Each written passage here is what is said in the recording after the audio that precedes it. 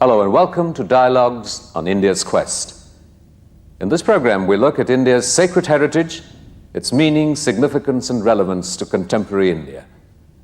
I'm delighted to welcome Swami Ranganathananda of the Ramakrishna Order, who embodies the highest aspirations of this heritage. Swamiji, welcome to our program. Namaskar. You just mentioned that there was a difference between religiosity and spirituality. What would you say that difference is? That is a very important theme for us in India today. We may be secular in the political sense of the term, not aligned with any particular religion, but we have to develop character. A nation without character will get destroyed. Character doesn't come from the genetic system. That's the most important thing we have to remember. We think the body itself will give us character, nothing. There's a book written by one British biologist just a few years ago. The title is wonderful, The Selfish Gene. Richard Dawkins, that is the name. He says, this genetic system will always be selfish. It only will care for itself. But in society, we need values. To teach values, he says in that book. Where from do they come? We cannot say. They do not come from the genetic system. They do not come from the physical nature. Here, the only answer you get is from Vedanta, the ancient Upanishads of India, where they have studied man in depth and discovered a profound spiritual dimension, a divine dimension in every being, every living being. But in the human being, he has the organic capacity to penetrate into that truth also. It manifests as moral values in our social life, ethical, moral values. All values are spiritual. And so this wonderful idea, we may be irreligious, non-religious, atheistic, but men of character, men and women of character. This is what our India has to distinguish today. You may be absolutely secular, but you cannot give up character. What we did these 50 years is give up character, along with religion, everything. Our secular meant characterless nation, valueless nation. That's what we see today. So much of corruption, so much of evil, where from do they come? When the man is dominated by his genetic system, he becomes absolutely self-centered. So what is the discipline that man needs to acquire? Detachment from the body. I am not just the body. So far as a human being is concerned, he can realize himself as a profound spiritual principle embedded in the body. He uses the body as an instrument. But if a man thinks he is only the body, he must be selfish. He must be without any value system. That is, our sages have discovered it ages ago. And so we didn't think of a God sitting in the sky and all that. When you go 4,000 years ago in the Upanishads, you will find this study of man in depth. That study revealed that behind the body, behind the nervous system, behind the sensory system, behind even the mind, there is a spark of divinity. One infinite divinity in all beings is there because we have come from that, and that is there within us also. So a little awareness of that will bring values into human life. That is the great teaching. We don't invoke any devil or some God sitting in the sky, nothing. In this very human being, there are centers from which high values will come. Love, compassion, service, honesty, all this will come when that becomes manifest a little. That is the real contribution of religion, not merely dogmas and creeds and rituals, etc. Actually, religion is defined by Swami Vivekananda in the modern period as the manifestation of the divinity already in man. If it manifests a little, tremendous value system appears in the human being. Swamiji, but what is this divinity? At the one hand, we believe that you don't have to be religious in order to have a value system. Right. But what is the spark of divinity? How would you describe this divinity? We have described this as that infinite consciousness from which the whole universe has come, in which the universe even now exists, and to which it finally returns in the end. That is the great study undertaken by the sages in the Upanishads, the definition given in the Taittiriya Upanishad, yato va imani bhutani jayante, yena jatani jivanti, yat prayanti, abhisamvishanti, tat vijachanasasva, tat brahmeti. That reality from which the whole universe has come, even now it exists only in that reality, and which it finally returns in the end, that is Brahman. We call the word Brahman or Atman. Doesn't depend on any word, but some word has to be used. Therefore they said this, it is infinite, pure consciousness, from which the whole universe of matter and later on of life have come. In a human being, that wonderful idea can be realized. He has the organic capacity to realize this truth. So the sages experimented on the subject, they discovered this truth. They will say, I have realized, not I believe. The language is, I have realized. You can also realize. You are a child of immortality. Your body is mortal, something immortal in you. This is the profoundest teaching you get only in one literature, the Upanishad, and the Gita that follows the Upanishad. Nowhere else you will get this teaching, though we have in the Bible a beautiful statement, the kingdom of God is within you. There is a profound statement, but you get in Vedanta. So we say to be religious is easy.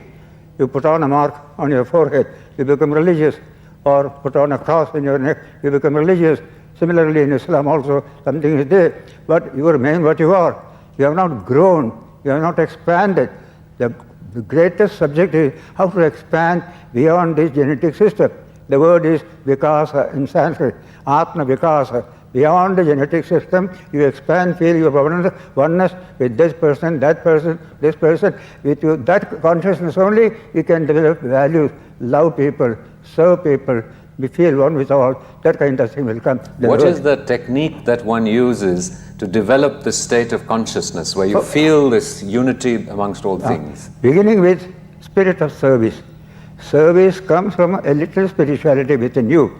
If only I am the genetic system, I will be absolutely selfish. When you read in the paper, when I used to read here, a young man marries, gets a big dowry, and burns his wife to get another dowry. You just study the mind of that man. That mind is completely controlled by the genetic system. If it was slightly otherwise, you will never do this thing. So value system is within you. You have to manifest it yourself. You are not to purchase it or go out begging for some God sitting in the sky. Not at all. Effort to grow spiritually, just like we grow as a baby in the womb. Such a tiny little blob is there. Then slowly a form comes. Then comes a baby.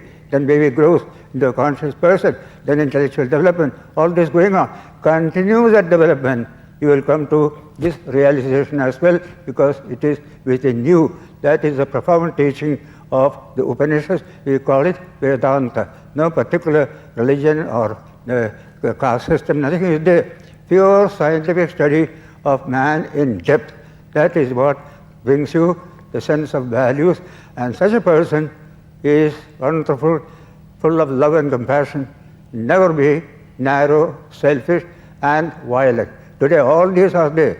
Violence is there, selfishness is there, corruption is there, everything is there. This is the tyranny of the genetic on the human being. Animals cannot go beyond genetic control.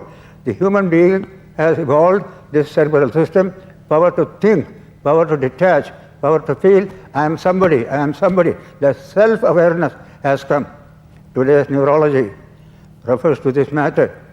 Why man dominates nature today? No animal can dominate nature. Why? Because this self-awareness has come. It's a profound focus of energy in every human being. If a tiger had got the self-awareness, we would not be here.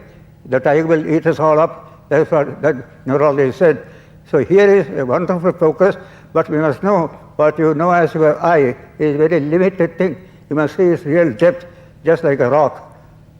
Surface of the water, in the sea you find the rock. Oh, it's a petty rock, we say. Actually, it's a deep rock. Go deep, an immense rock is there. That kind of study of depth dimension of the human being, that is what the Upanishads did, like any science. And today I'm glad to say, biology, having described human evolution and the dominance of man in evolution, has come to say, now we need a new science. Till now we had physical science, science of physical nature. Now we need the science of human being in depth, what Huxley calls it, the science of human possibilities. Swamiji, in this science of human possibilities, do you believe in the evolutionary principle that man has evolved in the sense? That is a teaching of India which has gone to the West. Evolution is an Indian teaching which went to the West through the Arabs. Finally, it came to Darwin, and the West opposed it because it's against their principle. Sudden creation, God has separately created human being. We don't say. Evolution is organic, before that cosmic, and now human evolution. It is that piece of subject that Upanishads have something to contribute to. What is human evolution? We have become human beings. We have got tremendous strength. We can destroy this world. We can destroy the whole of nature. We can also construct, create and develop. Both capacities are there. To make the human being fit for that positive side, he needs this kind of education, spiritual education. But what is the future of this evolution? What is the future, evolutionary future of mankind? That is being asked today. In Evolution, a beautiful book is there. Sir Julian Huxley wrote to me, this is my best book, Evolution, a New Synthesis, where he says that this evolution of a human being, he has got the capacity to control nature. We must go in a particular direction. We have not found that direction yet, but if these things or conditions are satisfied, we accept it. We should be here only. We should be not in a faraway heaven or something, but here itself. Two, three conditions he has given. All these conditions are satisfied in Vedanta in presenting the subject. Here only, ihaiva is the word used again and again, Upanishad and the Gita. Here itself, fools are they who want to go to heaven. Here itself, the greatest heaven is within you, the infinite Atman. That from his universe came, that is in you. And the human being can discover the root of this universe, the source of this universe. That is the language, the Brahmajnana we call it, knowledge of Brahman, realization of Brahman. He becomes one with all. He has no enemy anywhere in the world. All those descriptions you will find there. Absolutely a perfect individual. He has become infinite, though remaining in a finite body and functioning there. How does the Indian tradition reconcile itself to sort of the modern scientific material world that impinges on our everyday interactions? The first subject that confronts a human being is the external world. As soon as a baby is born from the mother's womb, he hears so many sounds, lights coming. What is this? What is this? First question, what is this external world? That's called scientific study. After scientific study of that world, you come to no conclusion. Physical science has not come to anything. Einstein will say, today's science is extraction of one incomprehensible from another incomprehensible. That's the final stage. So that points to a bigger mystery, the mystery of the thinking mind, the human mind. That is why in nuclear physics you will find the observer is considered to be not a correct word for that particular function. He is called the participator. That is how scientists have said about this. So participator is this. By his observation, the things change there.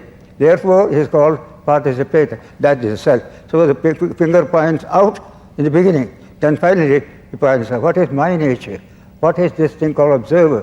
What is this participator? What is his nature?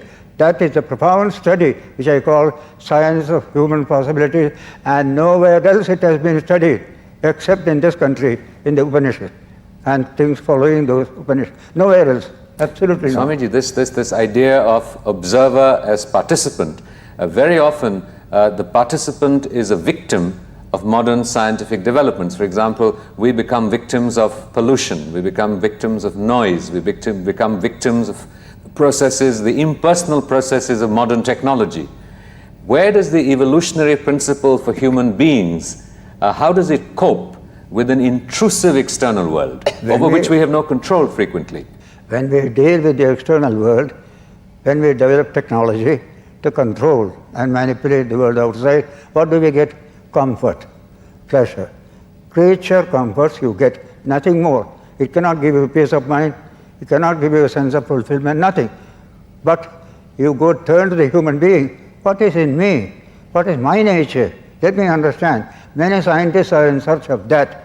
This profound truth, the Upanishads compressed in a small statement, Tat Tvamasi, Tat Tvamasi, you are that, you are that. You are not this limited thing, that unlimited, infinite reality. That is your nature. That is from the Chandogya Upanishad, a father telling his son this profound truth, Tat Tvamasi, Shweta Keto, like that. Now, this particular Tat Tvamasi statement is repeated today by a nuclear scientist like Schrödinger. So this is the real truth. Tat Tvamasi, you are that, you are that. And or a famous biologist also, he also spoke of this. Tat Tvamasi is the truth. Man is not this limited thing. There is something unlimited. And if that man becomes manifest in you and me, the world will be a better world, a heavenly world it will be. We can make a heaven or a hell of this world. We have that capacity. That our philosophy accepts, and today's science also accepts it. Swamiji, you have drawn so richly from the Vedantic and Upanishadic traditions. In what ways in the evolution of India, which has had so many invasions, have had so many influences, do you feel we have been perhaps enriched by these influences? To the Upanishads, we owe almost all the brighter sides of our culture. Now, we have not utilized Upanishads fully because our society is anti-Upanishad. They spoke of the same Atman in every being, but we ill-treated millions of people in our country. So in this modern age, Vivekananda especially emphasized that we shall translate the vision of the Upanishads into a social vision, so that we shall have perfect equality. Every human being is great in itself. Every human being, man or woman, has got the highest possibility within. This kind of India we shall create, and this will be also all over the world as well. Vedanta is a positive statement of human freedom, equality, and sacredness of personality. That is the Vedantic dictum. We kept it in books. We never practiced it. This time we shall practice it. He calls it practical Vedanta. That is a special message of the Gita. Gita is the best book of practical Vedanta. It's not a creed or dogma that is given there. You can experiment and try to realize it for yourself, whatever the Gita tells. That is what you call the yoga of the Gita. Not the usual type of yoga, but yoga actually means, the definition is beautiful in the Gita, 2nd chapter. Yoga karmasu kaushalam. Yoga is efficiency in action. What a profound definition. The IAS, when we formed in India, they took this as their motto. Yoga karmasu kaushalam. So they have not manifested it fully, so only a few people have done it.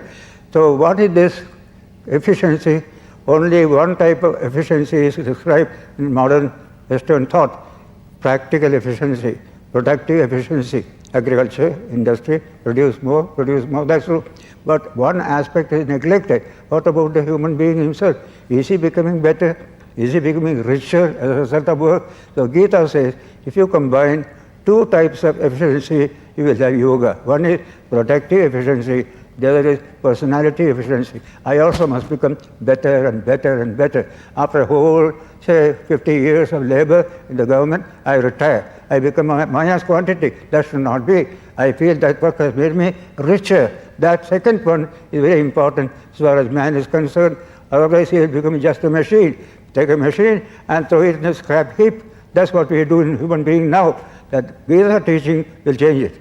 We will have productive efficiency, we will have personality efficiency as well. That's called yoga karmasu kaushala. So Krishna says to Arjuna, tasmat yogi bhavarjuna, be a yogi, be a yogi. Today in India will say to every worker, every type of worker, agriculture, industry, administration, everywhere, be a yogi, be a yogi. Not a fancy, mystical, magical yogi, but real character efficiency, both external work and internal development. Be a yogi is the supreme message that will be given by the Gita today to all our people. We live with a view to experimenting to see whether it is true. That is what one has always said. Don't take what I say. In the language you will find, Vedahametam, I know the truth. Purusham Mahantam, the infinite man behind the finite man. Aditya Varnam, glorious like the sun. Tamasa Parastat, beyond all darkness. Then he says, Tameva Viditva atimurtimeti. You must realize this truth for yourself. Then you can transcend death and delusion. There is no other way, there is no other way. That is the shloka from the Shvetashvatara Upanishad, which Swamiji quoted in the Chicago Parliament when he addressed, "You are not sinners, you are children of immortality. Amatasya putraha." Everyone is a child of immortality. Even an insect is a child of immortality. But his organic system cannot realize that truth. But evolution takes to human level. This human being has that capacity. Let him express it and develop it. That is all Vedanta wants humanity to do. To continue this evolution, you take evolution in your hand. Nature did it till now. Human being can do evolution by himself or herself. That is a profound truth. Modern biology, ancient Indian thought. But the end product of this process of evolution would then be what? The merging of human consciousness with the universal consciousness? There is no question of merging. This consciousness itself sheds its limitation. It becomes what it was. What is now is a limitation. But it ceases to be so. This body limitation is the biggest limitation. Body is a great instrument. Body is also a great abstraction. Both are there. You can use it as a servant, then it is all right. Use it as a master, they are never gone. That's why people become moral, unethical. They keep the body as their master. That should not be. So that infinite one is my true nature. But I don't realize it. I think I am still small, a little one. All these things we see. Just like our people today. Each one is great in India, in our democracy. He is a citizen of free India. But he thinks, I am a poor man, I am a weak man, all things they will say. But your basic structure is a citizen of free India, democratic citizen. That awareness, if it comes, you will find a dignity coming to human beings which they never had in their lifetime.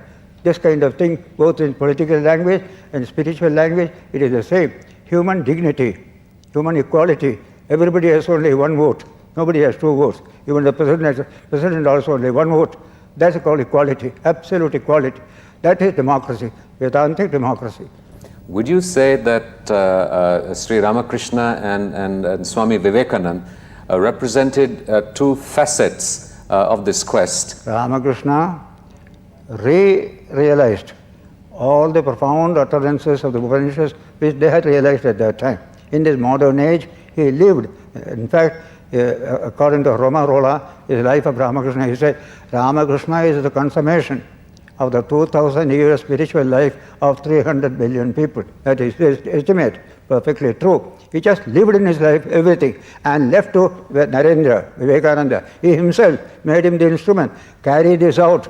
So that external action is what Vivekananda did on the basis of this, after his own realization of the truth.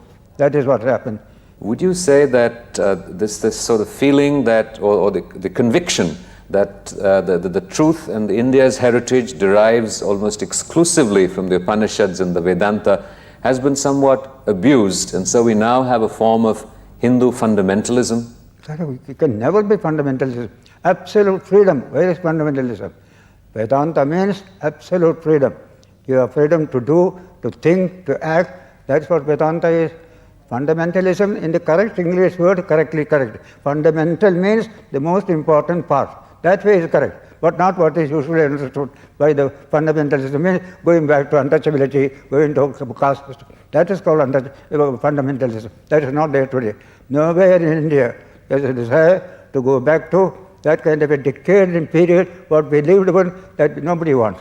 I don't think any political party wants it, not even individuals also. But fundamental, in the English correct sense of the term, the most important is fundamental. That way they can say it is fundamental. Truthful, is it?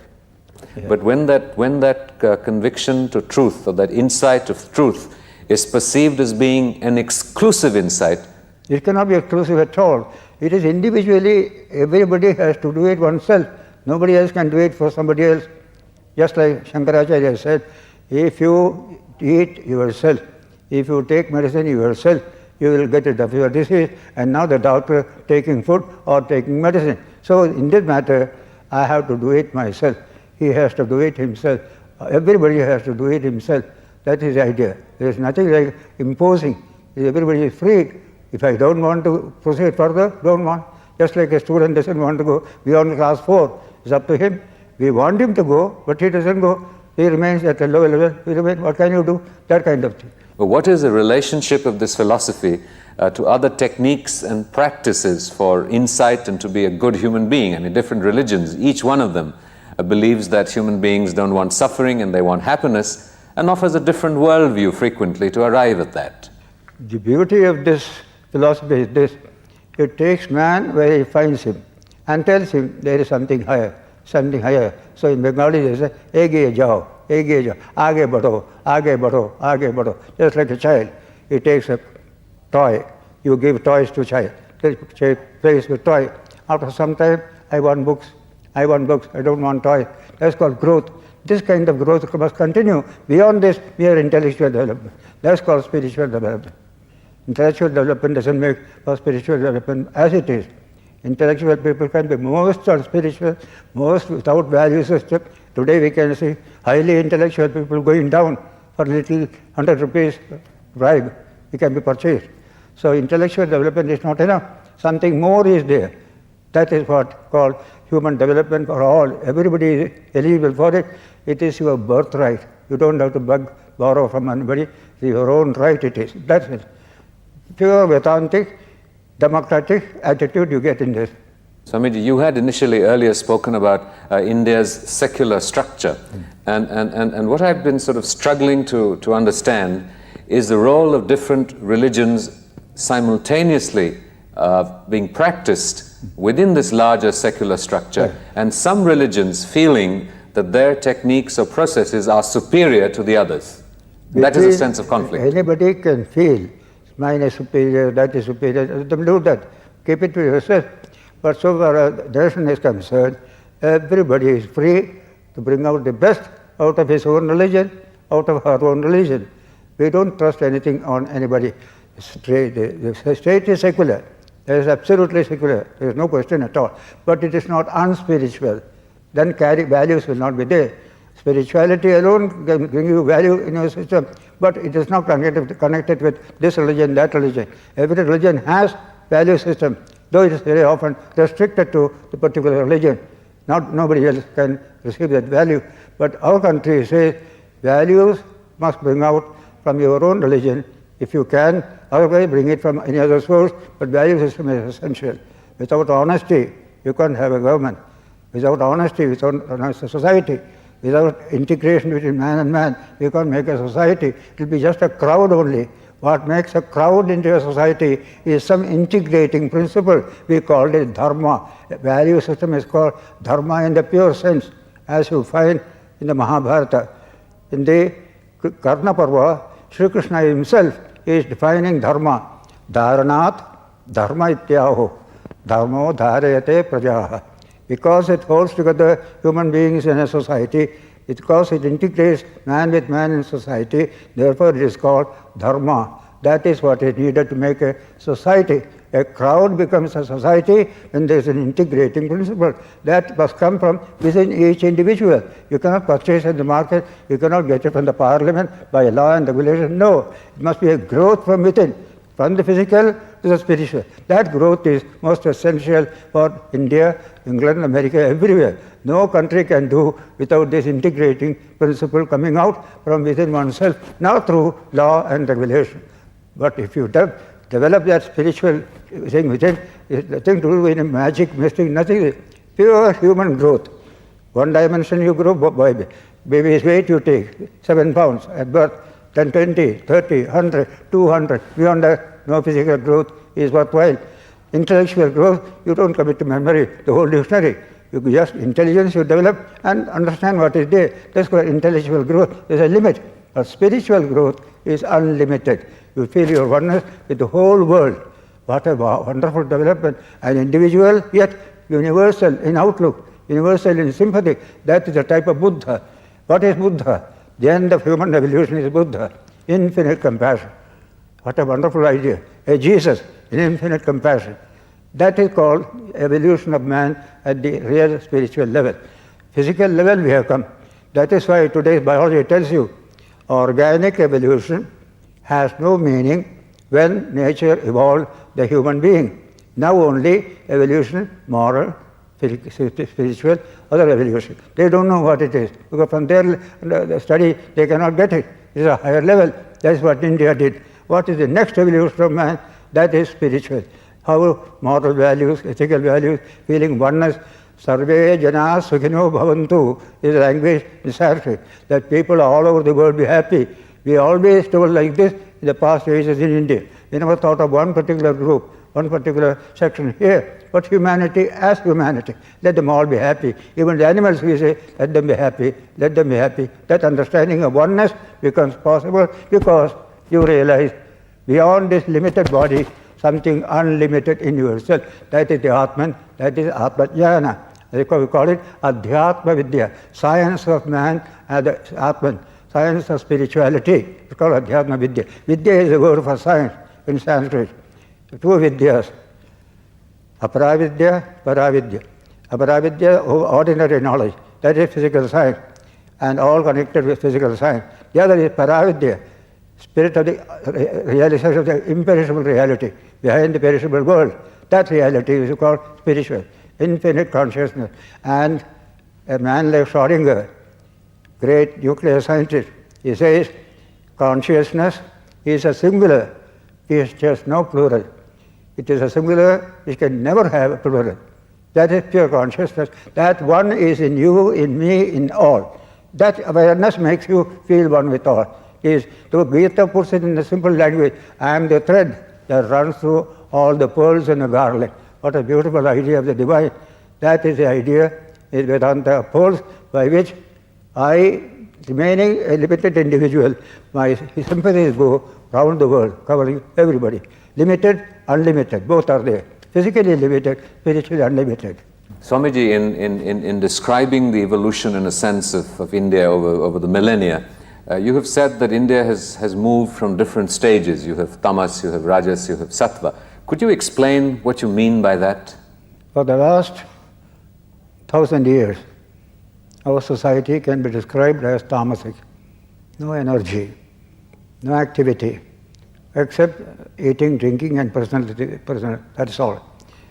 So that tamasic state we passed through. Then came the dhakka, I call the push from the West culture. That gave us a new awakening. It could have destroyed us, but something in India keeps it alive. That is the Upanishads. India owes this continuity of culture through the Upanishads. In no part of the world you will find a literature like the Upanishads, study of man in depth. So what happened? This Western push could have destroyed many cultures. We were also getting out of control in the 19th century. But Upanishads acted once again on our mind, and we started rajas. The first stage is rajas. There is no place from tamas to sattva. First you must pass through rajas. And now for the last 50 years of independence, we are passing through tremendous rajas. So sleeping sections of people are awaking. They struggle. They want a place under the sun. They are not going to sit quiet. So you find conflict. Social conflict is bound to happen when a tamasic society tries to become awakened. That is what is happening in India today. Sections after sections who are lying low, who have been exploited for centuries, they are getting a place. We have got our own place in our society. So they struggle. This struggle will go on. Another 50 years more, this kind of struggle, and then slowly a stability will come. Yes, I have a status, you have a status, nobody is below. So then will come the real growth of India. This is also growth. That's necessary for that other growth. But the real India will come another 50 years later when every system, every section of society gets its own place. In a democracy like ours, we have preserved our democracy in spite of many weaknesses. What you call, Bhutto referred to India's democracy as a faltering democracy.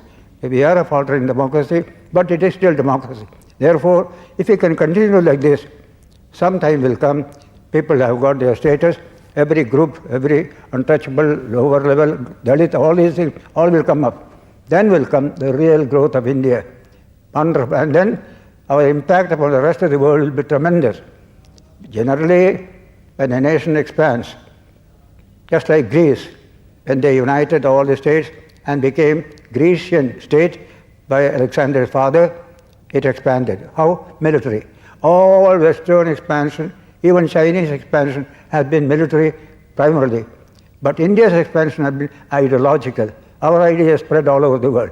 Throughout the ages, that is what happened, say, 4th century, Plato, Aristotle, Plato and Socrates.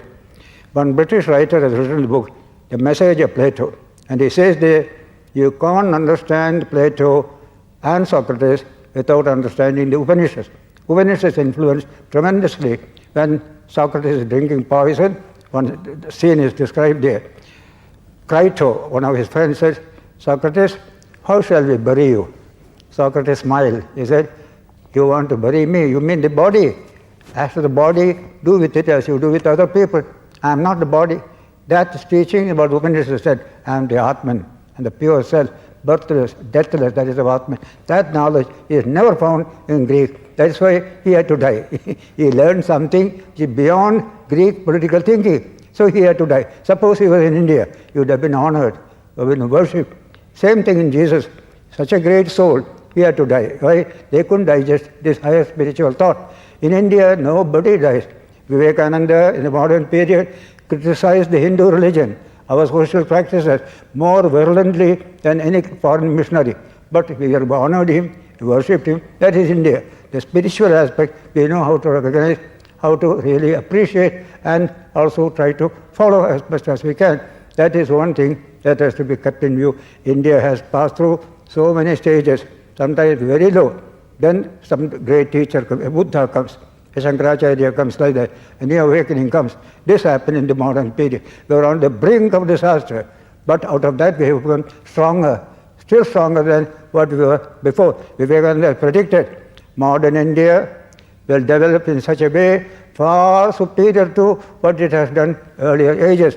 That is going to be worldwide in influence as well. But wouldn't you say that that process now seems to be reversed? And with the inflow of foreign television, with European, Western ideas in many ways, are sort of defining global culture. At the beginning, we get what you call very much confused. What is all this like that? But slowly going on to it, you get assimilation. You digest it. You use it, make a servant of it. That we will do in course of time. Today we are not in that condition. We are still not strong. Many of our people do not know the essence of our own culture. Many of our educated people do not know what is the strength behind India's continuity. It is continuous. What is it? Where is continuity? Egypt had to die away. Greece had to die away. So many other countries died. India did not die in spite of 900 years of foreign rule. Imagine that. 7 years of foreign rule in France during Hitler's time. France was shaky. But slowly it is all right now. We have got 900 years foreign rule. We never got disrupted at all because of that inner strength. That will continue now, and you can take for granted India will never be a military aggressive nation any time in the history. It has never been so in the past. It had energy, it had military power, united empire, but only our ideas have got. Take Ashoka, sending out his Buddha's message of harmony in peace and tolerance in religion through rocks and pillars, edicts. He has sent up to Alexandria. He has sent his ambassadors like that. That is the India of the future also, the same India. Never aggression, military on other nations. That is India's blessing. We have done no harm to anybody. We have been harmed very much. But today, you will see that we are not harmed again. We shall not harm others also hereafter. That will be India of the future. Vivekananda stands guarantee of that. He has repeated it again and again. Like the gentle dew, I'm quoting his one famous sentence, like the gentle dew that falls unseen and unheard, yet brings into blossom the fairest of roses, such has been the contribution of India to the thought of the world. Gentle, unperceived, yet omnipotent in effect. We did it. When did it? We do not know. Because history records only violence, war, such things. Not gentle influences, no history will record. You know, for an individual Indian who wants to discover his roots, who wants to discover and experience this heritage, how important is the role of a guru? In any system, even in physics, we need a guru. Modern physics, at a very high level, we need a guru. Only we invest him with that guruship, that's all. Actually, we need a guru. The higher you go in education, the more you need a guru. And a new baby also needs a guru to educate it in the alphabet in the beginning itself. So we only put a certain sacredness to that word. Knowledge is sacred. One who confers knowledge is very sacred. That is why consider your guru as a god. That is the teaching in the father is a god, mother is a god. The first teacher is mother, second teacher is father, then comes the guru. All these are in the Upanishad mentioned there. So in India, we have forgotten the guruship so far as university teachers and students are concerned. But I went to Indonesia. The word guru is used for every teacher in Indonesia. The disciple is called Shishya, Shishyaha, Indonesian language. Same Sanskrit, Shishyaha and guru. They have retained the word. We have not retained even the word in today. That is why our university, there is no guru-shishya relationship. And in America, teachers are afraid of students. And one lady went to a school, I saw in the magazine, American magazine. Students told, "Madam, you are coming here. You will have something to learn here. You get good warning, you will go the very first day itself. This is happening. So it is good to invest. Knowledge is something sacred. Any knowledge is sacred. You know, in India, every knowledge is sacred. A carpenter's knowledge is sacred.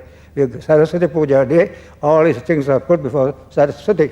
Saraswati is the goddess of every type of knowledge. Medical instruments are put before Saraswati during Saraswati Puja.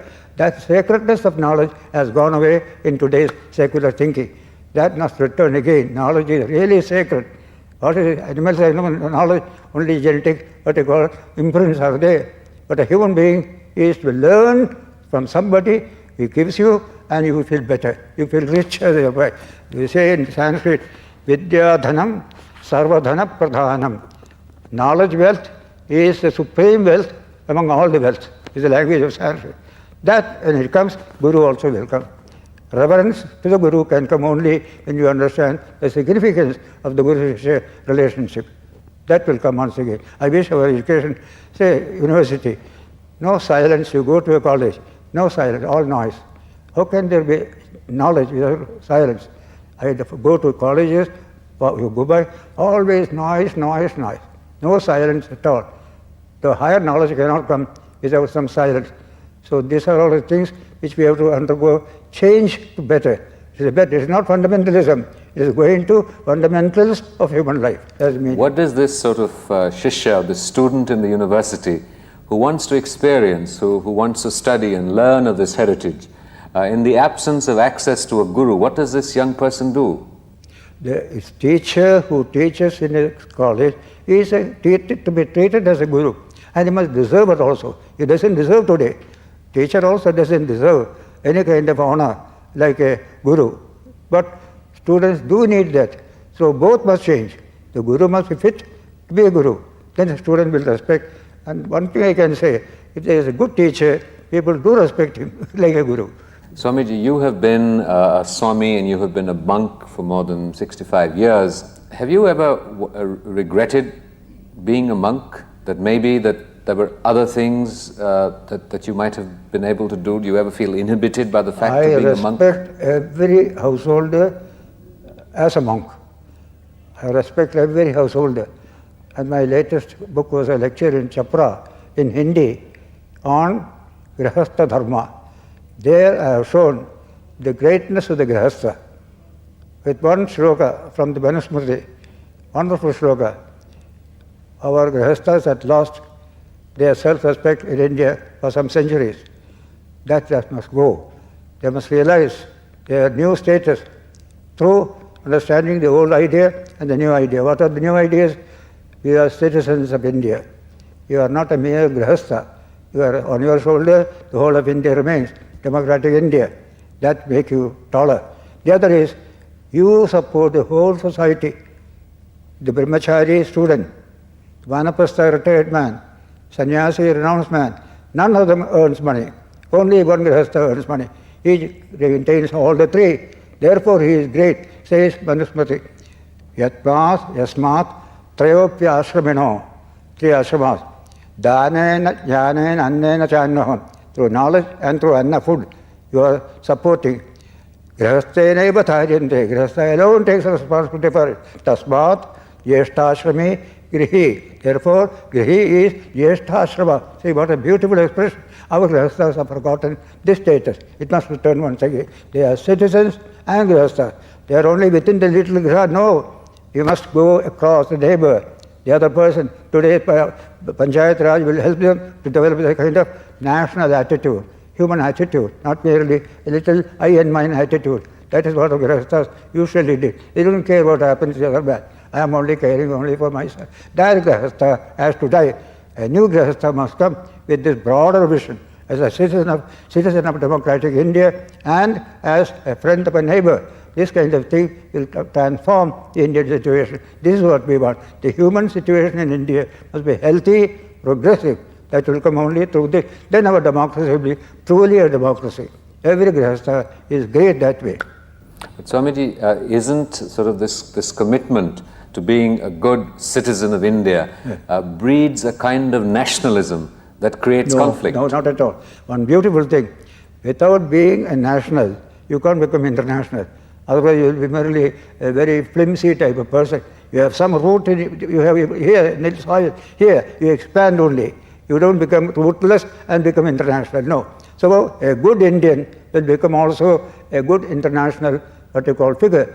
I repeated that Vedanta says, saying Atman is a very being. We assess a human being, not in terms of his sex or his caste or his religion or anything. The divinity within makes all of us similar, one and the same. The same divine is in you, in me, in all. That attitude will make you national, international at the same time. Swamiji, you have written extensively on the Vedanta and a whole range of issues affecting our lives and our striving for perfection and happiness.